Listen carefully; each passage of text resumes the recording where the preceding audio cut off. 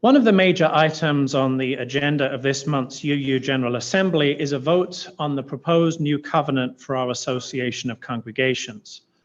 And in recent months, we've started to explore the 7 values that are named in that covenant. Pam, would you put the flower of values on the screen, please?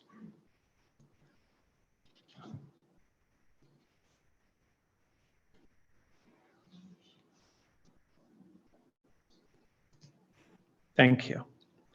These values are arranged in no particular order, except that love is placed at the center, given that it has consistently been identified as the foundational value of our faith. Today, we're talking about pluralism, and that's perfect timing because the flower ceremony is an excellent lived demonstration of UU pluralism. Pluralism is the bottom lobe in this picture. Here's what the Article 2 Study Commission has drafted for the pluralism part of our UU Covenant. We celebrate that we are all sacred beings, diverse in culture, experience, and theology. We covenant to learn from one another in our free and responsible search for truth and meaning. We embrace our differences and commonalities with love, curiosity, and respect. Thank you, Pam. You can stop sharing. Pluralism is the idea that different pieces fit together to make a whole without all of the pieces needing to be the same. So you can have a bouquet made up of flowers that are all the same, but most people would agree that a bouquet that's made up of a variety of types of flowers is more beautiful. Various flowers in one delightful bouquet, that's pluralism. Or you can have a community that's made up of people who are all the same, but most people would agree that a community that's made up of diverse people is better, more resilient, more flexible, more interesting, more beautiful. And yes, our nation is supposed to be a pluralistic society, not a melting pot where everyone is blended together until they're all the same, but a beautiful garden where different cultures and lifestyles can complement and thrive alongside one another. Now, in religion, there are 3 main ways of understanding how we reach the ultimate goal of a given religion, whether that's salvation or nirvana or reincarnation or union with the divine. So some religions are exclusivist. They say there's only one way, their way.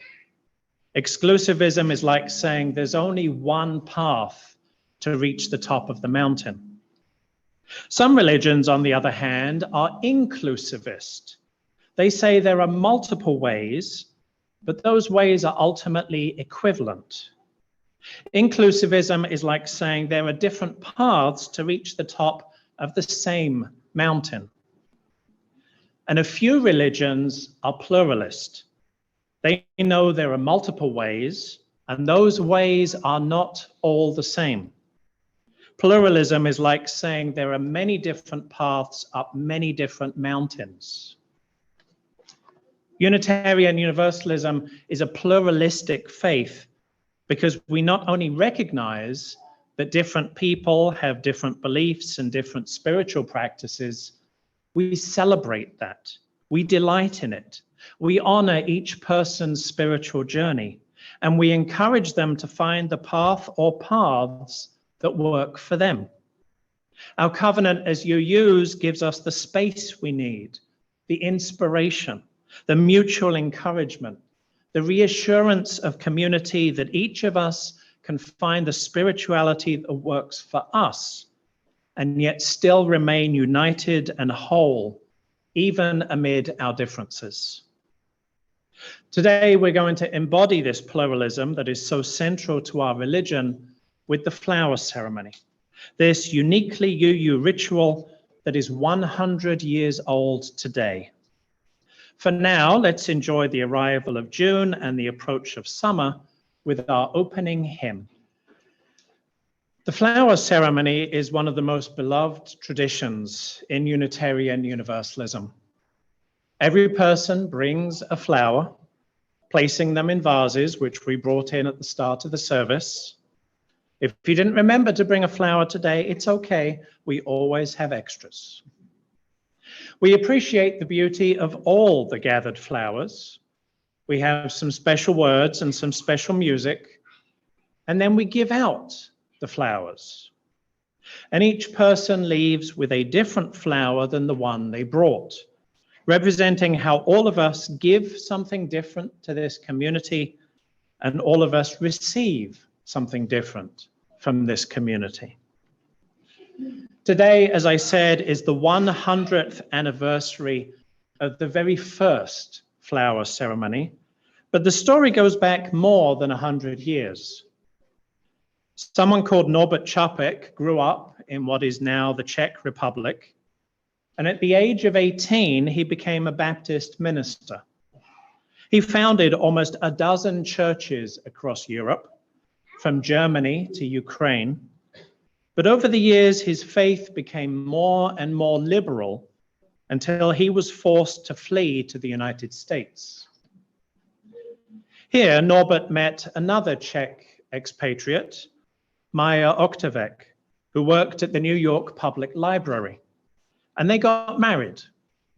Norbert resigned as a Baptist minister, and with Mája joined a Unitarian church in New Jersey. With their homeland newly independent after World War I, they decided to bring Unitarianism back to the Czech people. Together, Norbert and Mája formed a new congregation in Prague, the Liberal Religious Fellowship, which grew rapidly and bought a large building that they called Unitaria. At first, what happened there on Sunday mornings was basically a lecture. There were no hymns or singing. There were no rituals or communion. There were no decorations, and this was a couple of decades before the flaming chalice was even conceived.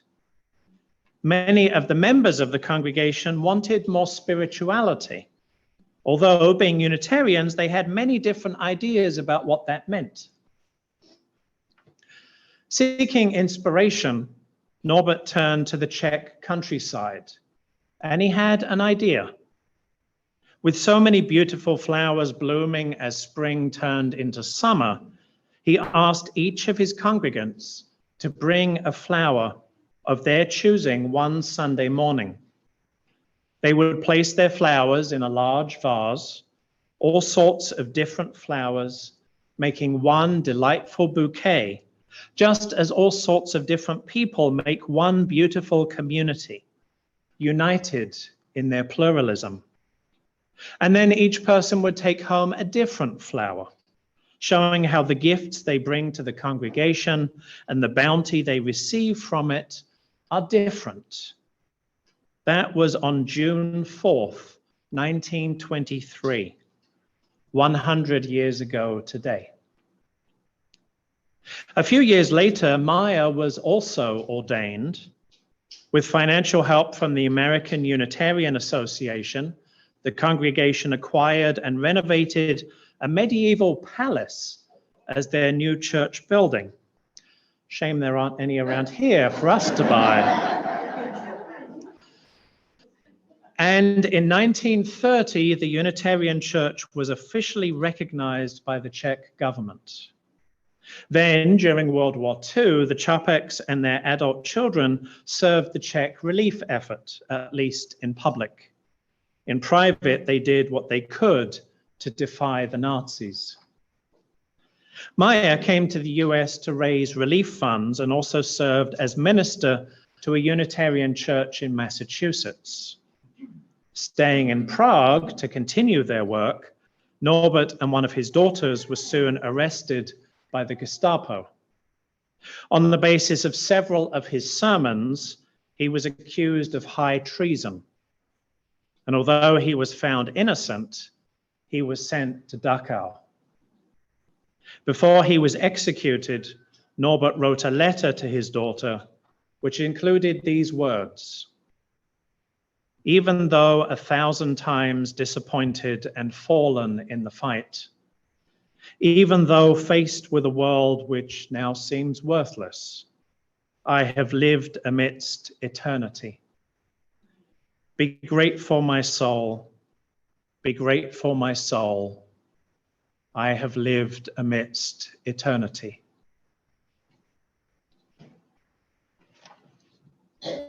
The news of Norbert's death shocked American Unitarians, and the AUA president, Frederick May Elliott, wrote, "Another name is added to the list of heroic Unitarian martyrs by whose death our freedom has been bought.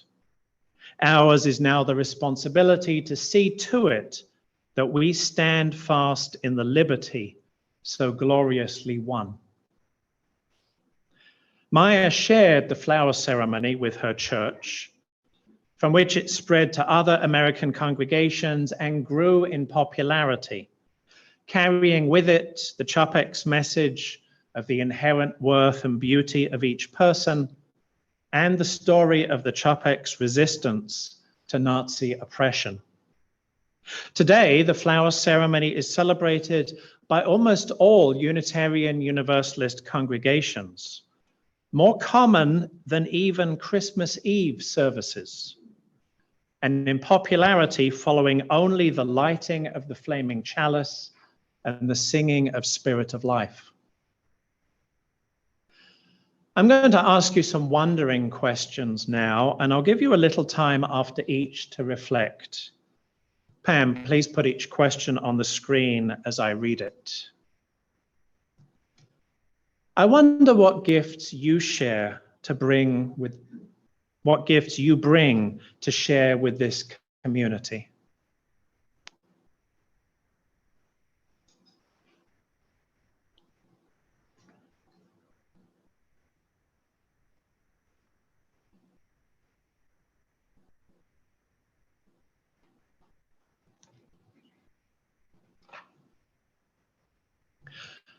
I wonder how you understand Unitarian Universalism as a pluralistic faith.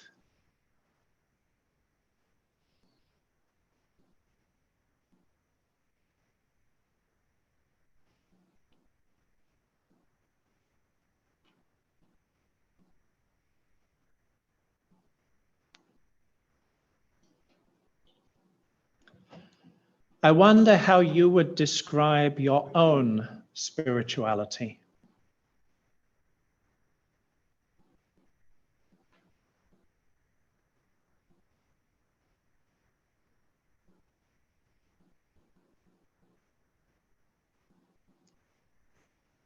And I wonder what you learned from the story of Norbert and Mája Čapek and the flower ceremony.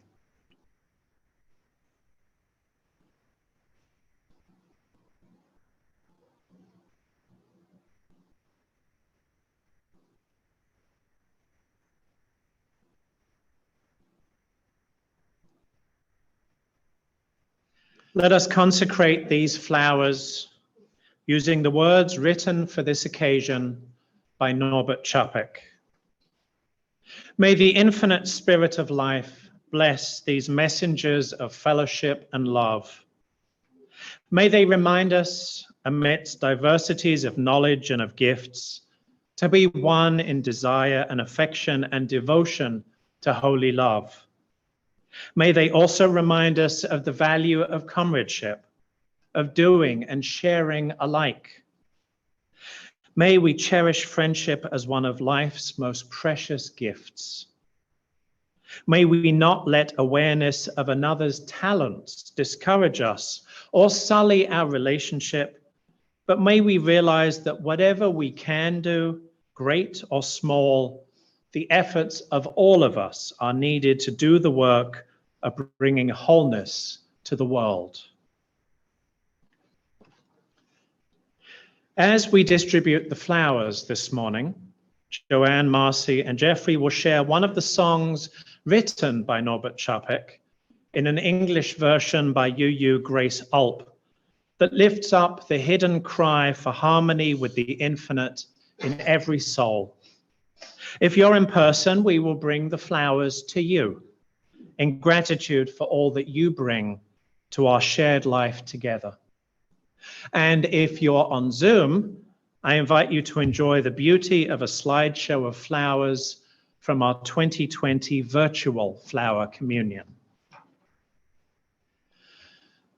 Our nation is supposed to be a pluralistic society, not a melting pot where everyone is blended together until they're all the same, but a beautiful garden where different cultures and lifestyles can complement and thrive alongside one another. When everyone is required to be the same to be part of society, when people who are different are silenced, dehumanized, threatened, erased to enforce that sameness, that is fascism. Unfortunately, there are people around the country who clearly want everyone to be the same, but they get terribly upset if you say they are fascists. I was recently contacted by a family with one transgender child and another who is non-binary. They are terrified because guess where they live? Yes, Florida. So with the help of my colleagues, I put that family in touch with a couple of networks that are helping queer people leave Florida and find somewhere safer to live. That's where we are now as a nation. We need underground networks to help gender diverse families escape from state-sponsored oppression. This month is Pride Month, and there are lots of events taking place across Tidewater. This afternoon, there's the I Am What I Am Pride Festival at Tradition Brewing in City Centre. On June 10th, there's the first ever Hilton Pride in Hilton Village. On June 17th, there's the fabulous Phoebus Street Festival in Hampton. Both fabulous and Phoebus begin with a PH. On June 18th, there's the evening Interfaith Pride service hosted this year at the Coastal Virginia UUs in Virginia Beach. And on June 24th, there's the huge Hampton Roads Pride Fest at Town Point Park in Norfolk.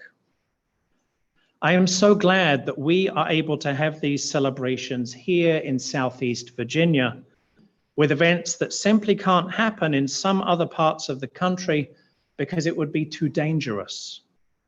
I am proud that at least here in Hampton Roads, so many of us want to say, yes, diversity is beautiful. Yes, inclusion ought to be the norm.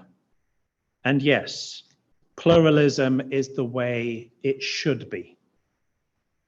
May it be so.